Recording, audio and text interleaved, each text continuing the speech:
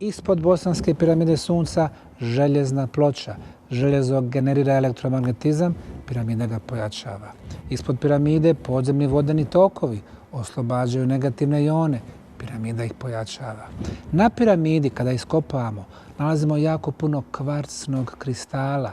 Kvarcni kristal prima elektromagnetizam i kroz piezoelektrični efekat stvara mehaničke valove, ultrazvuk, kojeg mi možemo da mjerimo. Dakle, vidimo da je neko poznavao različite energetske forme bolje nego mi. I tu je postavljao te piramide.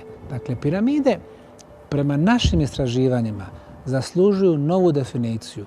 One nisu grobnice faraona, jer ni u jednoj piramidi u Egiptu nije pronađena mumija. Nema mumije faraona Keopsa, Kefrena, Mikerina, Džosera, Sneferova. Faraoni su sahranjivani u dolini Kraljeva, 300 km južnije. Ali, zahvaljujući našem istraživanju u Bosni, mi dokazujemo da su piramide energetske mašine. Ili još preciznije, pojačivači, amplifikatori energija, prirodnih energetskih izvora, gdje dobivate najbolje energije.